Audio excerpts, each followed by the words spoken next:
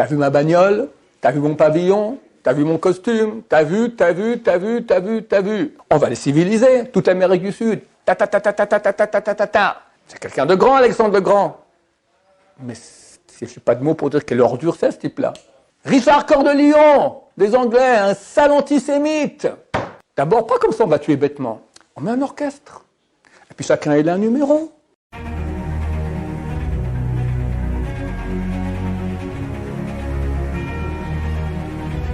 Ce show dédié pour la Refouachema, la guérison complète et rapide de Chantal Khana Bat Kamra Bezrat Hashem. La question de Aaron. Comment on sort nos mauvaises midotes et comment les changer? Comment savoir quelles sont nos mauvaises midotes et comment les changer? Alors regarde, tout le monde a des mauvaises midotes. Personne peut dire, moi j'ai pas de mauvaises midotes. S'il dit ça, c'est un illuminé. La Torah le dit. Ki yetzer adam ra meneorav. Dieu dit que avant le déluge, il dit, je vois que l'homme est mauvais. Dès qu'il sort du ventre de sa mère, son penchant est mauvais. Maintenant, il y a 4 axes de mauvaises midotes qui correspondent aux 4 forces du mal, qui correspondent aux 4 noms de Dieu. Tu as 4 noms de Dieu dans le bien, mais tout ce qu'il y a en Kedusha, tu as son correspondant à l'envers dans le mal. Et on sait même chacun de ces axes correspond à quelle lettre du nom de Dieu. Et on dit que si quelqu'un se concentre pour voir le nom de Dieu, puis il voit une des lettres, il ne la voit pas bien, c'est-à-dire que là-bas, il y a des problèmes, à régler. Je ne me souviens plus il y a ici un livre qui est écrit, il s'appelle, je ne sais plus comment il s'appelle, Jaune. Il parle du rapport. Les quatre axes des mauvaises midotes sont les suivants, qui correspondent aux 4 bases du monde. Les 4 bases. La terre, l'eau, le feu et l'air. La terre, c'est la force d'inertie. Ne rien faire. Le minéral, la terre, elle ne bouge pas. Ça s'appelle le lit. D'accord? Le Sahara de la paresse. Ce n'est pas que le lit, c'est principalement le lit, mais c'est chaque fois qu'on doit faire un effort, ça nous fatigue. Tu dois prier maintenant et Kavana, ça te fatigue. Tu dois faire une bracha, ça prend combien? 1 seconde, il faut la faire en 1 seconde et demie pour la faire avec un peu mieux. Pas les mots, ça fatigue. Ça fatigue de faire une bracha en 1 seconde et demie, parce qu'on va manger l'aliment une demi-seconde plus tard. C'est insupportable, d'accord? L'effort qu'on doit faire pour se retenir et le faire lentement, c'est un effort, d'accord? L'effort, tous les efforts qu'on doit faire, l'étude de Torah, la prière, les mitzvot, etc., ça provient de notre mauvaise base qui s'appelle la terre. Après, il y a le feu. Le feu, c'est la colère. Et l'orgueil, ça marche ensemble, c'est ce qui est haut, d'accord? Le feu, il monte vers le haut, la colère et l'orgueil. Ensuite, l'eau. L'eau, c'est l'envie. L'envie de la nourriture, l'envie des femmes pour les hommes et l'envie des hommes pour les femmes. D'accord? Mais c'est plus les hommes et les femmes que le contraire. D'accord? Toutes les envies qu'on peut avoir, ceux qui fument, le sucre, le vin, d'accord, etc. Tout ce qui est les plaisirs de ce monde-là, l'addiction terrible au portable, Hachem Ishmor, Netflix, Co, ou pire, d'accord? Tout ça, c'est l'eau.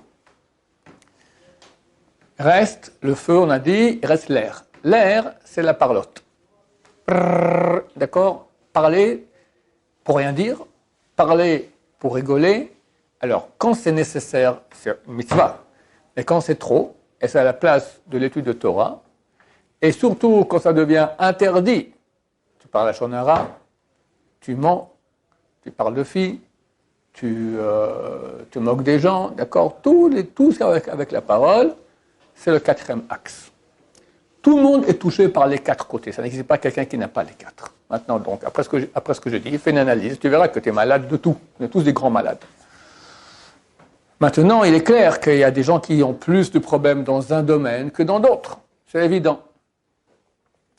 Le dénominateur commun de tous ces 4, c'est en fait l'ego. La base de toutes les mauvaises midotes, c'est l'ego. Moi. Moi, moi et moi. C'est moi qui est paresseux, c'est moi qui ai envie, c'est moi qui est moi dans l'orgueil, d'accord? Le kavod, j'aime qu'on parle de moi, je veux montrer que je suis quelqu'un, etc. je ne supporte pas qu'on me fasse une remarque constructive, gentille.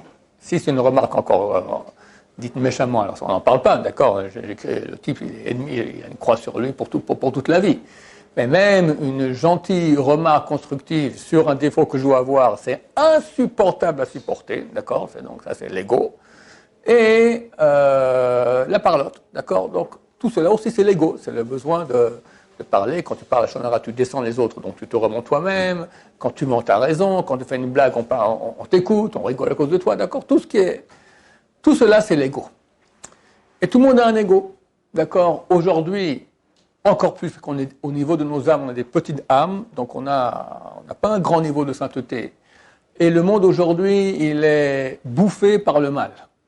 Le mal, c'est l'Occident, en gros, d'accord. L'Occident, il va énormément prôner, c'est-à-dire vanter et pousser les gens à développer leur ego.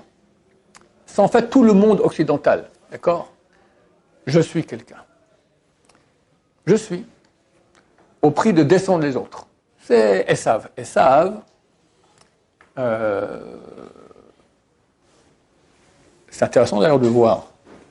Esav, il a été surnommé Edom, le rouge. Pourquoi?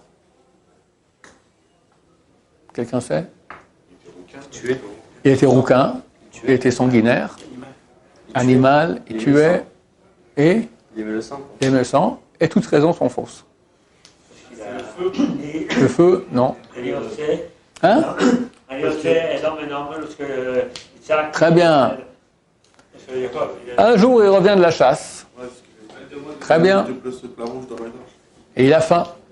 Et Yaakov est en train de cuisiner un plat de lentilles de variété rouge. D'accord? Et Esav lui dit, Aliteni, abreuve-moi s'il te plaît de ce rouge, car je suis fatigué. C'est pour cela, on l'a appelé rouge. C'est le verset. Quelqu'un de normal qui lit ce verset, il éclate de rire. Demain, tu rentres à la maison, ta femme t'a fait des frites, tu dis, oh chérie, passe-moi un peu de ce truc jaune, ça a l'air bon. T'as dit jaune? T'as dit jaune. C'est fini. On change notre nom, d'accord, pièce d'identité, tout ça. Pour les générations à venir, 4000 ans d'histoire, toute la descendance de Esav devient Edom, parce qu'il fait un lapsus, au lieu de dire donne-moi des lentilles, il a dit donne-moi de ce rouge. Ça ne tient pas la route. Ça ne tient pas la route. En fait, c'est très profond et très beau. C'est la première fois de la Torah, on va voir Esav parler. Juste avant, c'est marqué que Yaakov et Esav sont nés. Un, il aime la chasse, l'autre, il aime l'étude, il est dans les tentes. On n'a jamais entendu quelqu'un parler à l'autre. La première fois où c'est écrit « Et Esav dit à Yaakov, ouvrez les guillemets, citation », c'est là, ce verset-là. Or, on sait que chaque fois qu'une personne parle, c'est pour exprimer ce qu'il y a à l'intérieur. Soit que ce qu'il pense, soit ce qu'il veut. Toujours quand on parle, c'est pour exprimer ce qu'on pense ou ce qu'on veut. Donc en fait, la Torah va nous dire maintenant quelle est la volonté et quelle est la pensée primordiale, c'est la première fois où il parle, de Esav. C'est-à-dire qui il est. Ce que tu penses, ce que tu veux, c'est ce que tu es. Et chaque mot de cette phrase, c'est une des facettes du monde occidental, de Esav, qui est aussi une facette de notre ego. D'accord? Première chose, aliteni. Pas donne-moi à manger, abreuve-moi. Quand j'étais jeune, il y avait un film qui s'appelle La Grosse Bouffe. D'accord? Pendant 2 ans, on voit des gens bouffer. Comment on peut faire un truc pareil? D'accord? Bon. Alors tout le monde aime bien manger. Mais en Occident, on en fait, surtout en France. D'accord? Tu as des restos, mais le menu, ça coûte une fortune. Pour quelques guili-guili dans les papiers gustatifs, combien de temps? En quelques secondes déjà? C'est dommage, c'est dommage. Tu as des vins à 10 000 euros, 15 000 euros, 20 000 euros la bouteille. Alors tu ne vas pas boire glou, glou, glou, glou. Hawala, haram, c'est 2 000 euros d'un coup comme ça. Alors tu regardes d'abord, ok, et puis tu respires, tu fais un petit commentaire, et hop, dans la bouche. Allez, combien de temps ça tient dans la bouche? 5 secondes, 10 secondes, après 20 secondes, c'est dégueulasse, c'est plein de salive déjà. Et c'est tellement dommage qu'Hachem n'a pas mis des papiers gustatifs dans l'œsophage. On aurait encore joui le temps que ça descende. Même pas. 15 000 euros. 15 000 euros. Qui fait ça? Et il n'y a aucun domaine au niveau des livres dans lequel il y a autant de livres que celui de la cuisine. Du moins en France. D'accord? T'as la science, t'as la philo, t'as, je sais pas moi, le ski nautique, tout ce que tu veux. Il n'y a aucun sujet qui est autant traité que manger. J'avais un élève ici, d'ailleurs, il est venu à la bonne fin à la brit mila de son neveu dernièrement. Il était pâtissier. Et il m'a montré des machines, des trucs qui, pour les chocolats, qui font des trucs de folie pour un peu plus meilleur. Ça va, restons calmes, ça va, c'est qu'une fonction animale de manger, la papillothérapie, talala. Le monde tourne autour de cela. Alitene. Je vous fais en cours, hein, je pourrais faire encore en parler des heures. La carte. Quand je partais pour les séminaires, alors, on allait dans des hôtels, etc. Et sauf votre respect, quand on va aux toilettes, alors il ne faut pas penser à la Torah ni à Dieu. Donc il faut lire un truc qui n'a rien à voir. Alors qu'est-ce qu'il y avait là-bas ? Il y avait la carte, d'accord ? Tu prends la carte, des vins. Pour chaque vin, tu as une tartine. Une tartine, c'est de la philosophie, c'est de la, je sais pas, il est écrit, il y a des retours, la terminologie, d'accord, etc. Toute une terminologie pour le goût. Ça, c'est le premier mot de ce verset, alitene. Na, s'il te plaît. Je suis un type poli. Pas simplement abreuve-moi, s'il te plaît. Typique du monde occidental. Je vous demande maintenant une question. N'importe qui dans le monde. C'est la civilisation, c'est qui ? Les Chinois, les Aztèques, les Égyptiens. C'est le monde occidental, c'est là-bas, c'est eux les civilisés, d'accord ? Ils se prennent d'ailleurs pour les civilisés. Et le prochain verset, le prochain mot, c'est na mina adom adom, c'est de ce rouge, pour dire que c'est le point le plus spécifique de Esav, rouge. Alors j'expliquais qu'est-ce que c'est d'abord, après je demandais encore, il y a une autre explication. La première, c'est que en Occident, on ne va pas appeler l'objet par son nom, et par son apparence. Pourquoi ? Le nom toujours évoque le pourquoi de la chose. Quand quelqu'un voit ce bâton-là, on dit c'est quoi un stylo ? Oh, c'est un stylo, ça sert à écrire. D'accord, c'est clair. Le nom toujours évoque à quoi ça sert. Il y a une question qu'il ne faut pas poser en Occident. À quoi ça sert l'homme ? Parce que si on se pose la question sérieusement, on trouve la vraie réponse, tout le monde occidental, il s'écroule. D'accord ? Parce que nous, on veut kiffer. À l'été, on veut bouffer, on va pas tous les kiffs possibles, d'accord ? Et si maintenant, je vais m'occuper du vrai sens des choses, je suis mort. Alors, on va appeler les choses par leur apparence. Et tu verras, dans le monde occidental, on donne beaucoup d'importance à l'apparence. Le look, comme on s'en parle, le monde des femmes. La mode, par exemple. D'accord ? Comment habiller une femme ? Pas pour qu'elle soit plus noire, plus pudique d'après les lois de pudeur juive, pour plus allumer les hommes, pour plus plaire. Jamais une femme dira je vais allumer les hommes. Bien qu'aujourd'hui on dit, mais un temps on ne disait pas, d'accord, mais ça me fait plaisir d'être belle. C'est de quoi être belle ? Ça veut dire qu'il y a du plaisir à te voir. Et les hommes, on sait très bien qu'il n'y a rien qui fait plus plaisir à voir qu'une femme. Hein ? Même pour les Marseillais, un match de foot, c'est intéressant, mais c'est moins beau qu'une femme. D'accord ? Il n'y a rien qui. La nature, tu vas regarder le jardin botanique, les belles fleurs. Mais une femme, c'est une femme, d'accord. Il a créé les femmes. Et beaucoup de femmes disent si on est créé belle, c'est bien pour quelque chose, d'accord. Alors, profite. Exposons notre beauté, d'accord. Maintenant, la mode, elle est quoi ? Elle est égyptienne, elle est syrienne, elle est russe, elle est chinoise, elle est quoi ? Brésilienne. Paris, rien que le mot Paris. Déjà, c'est un nom. Il y a des chocolats cachers. Très bon chocolat cachère. Dernièrement, ils ont changé leur enveloppe, tout ça, leur boîte, et c'est marqué, ils ont mis le titre, le chocolat. Paris, ils ont rajouté Paris. Qu'est-ce qu'on s'en fout, d'accord ? Mais Paris, ça veut dire quelque chose, d'accord ? Dans le monde de la mode, c'est un nom. Qu'on ne parle pas maintenant de la mode qui, au niveau le plus extrême, c'est la pornographie, la jouissance des yeux, d'accord ? Qui est exactement le contraire de ce que Hacham veut. Hacham, la relation, c'est intérieur. C'est beau, c'est une union, c'est un moment de sainteté énorme, d'union entre l'homme et la femme. Et le monde occidental de Edom, qui prend que le côté extérieur, il en a fait vraiment la chose la plus sale au monde, d'accord ? C'est vraiment changer l'intérieur en extérieur, le plus extérieur qu'il puisse y avoir, d'accord ? On s'en fout complètement de l'autre. L'essentiel, c'est ma jouissance, point barre. Et ça a ravagé le monde. Ça a ravagé le monde. 1% de ceux qui regardent les films porno ont 6 ans. 6 ans. Et il y a plus d'1 milliard de connexions par jour sur les films porno. 1 milliard de connexions. Ça, c'est de ce rouge. L'extérieur. L'extérieur. T'as vu ma bagnole? T'as vu mon pavillon? T'as vu mon costume? T'as vu. Alors que la Torah dit, c'est tout faux.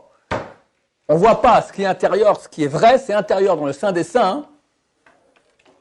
Le Saint des Saints, l'endroit le plus saint, on rentrait, on ne voyait rien. C'était tout en or plaqué, tout de l'or, massif et plaqué sur les côtés et massif dans le tabernacle. On ne voyait rien, c'était tout noir, on ne pouvait rien voir. Et le tabernacle, le sanctuaire qui était fait d'or, était recouvert de couvertures, d'accord? On ne voyait pas, parce que ce qui a de la valeur, c'est caché, au contraire. Mais c'est la vraie valeur. Maintenant, autre explication de moi, Adom Azé, sanguinaire, comme tu as dit, sanguinaire. Il n'y a pas de civilisation au monde qui a fait autant de morts que l'Occident. Au nom de la civilisation. Ça, c'est Aliténina, s'il te plaît. Je suis un type civilisé, on va les civiliser. Toute l'Amérique du Sud, L'Amérique du Nord, on les parque dans des réserves d'Indiens, s'il y en a encore quelques-unes. D'accord? En Afrique, jusqu'à aujourd'hui, ce qui se passe en Afrique, mais c'est un scandale, c'est des meurtres, c'est dégueulasse. Le tiers-monde aussi, l'Asie, etc., tous, au nom de la civilisation, on va aller civiliser les gens, c'est les tuer. C'est qui les grands noms en Occident? Dites-moi des noms de grands types. Qui vous connaissez? Alexandre le Grand. Hein? C'est quelqu'un de grand, Alexandre le Grand. Mais je n'ai pas de mots pour dire quelle ordure c'est, ce type-là. Ce type-là, il a conquis, à l'âge de 30 ans, il avait un empire qui allait depuis la Macédoine, donc la Grèce, jusqu'en Inde. Combien de millions de morts il a fait pour arriver à cet empire-là? Et un jour, il est dans sa tente, le quartier général, avec son général, son compagnon d'armes depuis 10 ans, d'accord? Il s'énerve contre lui, il prend un poignard et le tue. C'est Alexandre le Grand, c'est Alexandre le Nul. Jules César, qui a conquis la Gaule, c'est un conquérant. Richard Cœur de Lion, des Anglais, un sale antisémite. Cœur de Lion. D'accord? Plus le type, c'est une ordure, plus c'est un meurtrier, plus on en fait quelqu'un de grand. Pardon? C'est ça, être un grand, dans le monde occidental, c'est un grand, je m'excuse, hein, je rentre dedans, mais c'est un grand meurtrier, d'accord? C'est connu, tous les chefs d'État, c'est des meurtriers aussi, c'est évident. Bon, on ne peut pas le dire, d'accord, mais un beau jour ça se sait, d'accord? Tous les services spéciaux qui travaillent dans tous les pays, d'accord? Directement sous les ordres du président. Bref, ça c'est, s'il te plaît, je suis un assassin habillé en gentleman. Les cousins, quand ils tuent, sont bêtes. On peut le dire, hein? Ils mettent une bombe sur eux-mêmes, dans un bus, et pouf, ils éclatent chez Mishmar. Alors lui d'abord, il est parti, c'est dommage, j'aurais pu faire le coup plusieurs fois, mais une fois, il était mort. Et puis, c'est pas propre. Je m'excuse, mais c'est carbonisé, des demi-corps partout, du sang, des membres qui sont collés. Burk. En Occident, on n'est pas comme les cousins, on est des gens bien. Moi, je viens de Suisse. Tout est carré, bien, propre. Une fois, j'ai connu quelqu'un, il a craché dans la rue à Genève. Ici, on l'a fait une contravention. Saint-Franc-Suisse à l'époque, d'accord? Je me souviens on m'a raconté quand je suis né. Alors, ma grand-mère, qui était d'Israël, est venue aider mes parents, d'accord? Alors, ils font la lessive, elle l'a mis à sécher à la fenêtre, d'accord? Les flics sont venus. Toc, toc, toc. Ça fait pas propre. On ne met pas de la lessive à la fenêtre, ça fait pas propre. On est en Suisse, un pays propre, d'accord? Alors, on est tellement propre qu'on ne veut pas non plus trop d'étrangers. Quand il y a 100 000 juifs qui sont réfugiés d'Allemagne en Suisse pendant la Seconde Guerre mondiale, eh ben, les Suisses, au bout d'un moment, ils se sont dit, la barque est pleine. D'accord? Ils ont rendu 100 000 juifs dans les mains de la Gestapo. Il y a une vingtaine d'années, ils ont fait une émission de télévision là-dessus à la télévision suisse. Alors, ils ont demandé un des douaniers qu'ils attrapaient à la douane et les rendaient à la Gestapo. Et vous savez ce qu'on leur faisait? Ah ouais, ta. Ils savent très bien. Ça, c'est la Suisse. Parlons de l'Allemagne. Quand on tue, c'est pas comme les cousins d'ici qui se font sauter, c'est sale, c'est propre.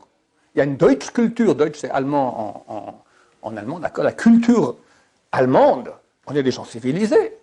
D'abord, pas comme ça on va tuer bêtement. On met un orchestre. Et puis chacun a un numéro. Et puis on l'appelle quand son tour va arriver. Comme ça on rate personne. On sait très bien qui, quoi, comment. C'est propre, bien, on les gaze quelques secondes comme ça. Après on les brûle. 6 millions comme ça, brûlés, gazés, propres comme il faut. Et pas on tue comme ça bêtement. L'officier nazi il prend son gant de velours, il met le pistolet, poum, et il tire. On est des gens civilisés.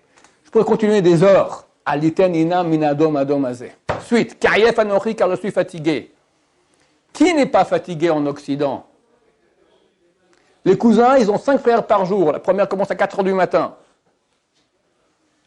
Même, regarde dans le monde juif, tu as les Sfaradim, Ashkenazim. Les Sfaradim sont pris beaucoup plus tôt que les Ashkenazim. Les Ashkenazim ont été influencés par le monde occidental. D'accord? Les gens sont fatigués par nature.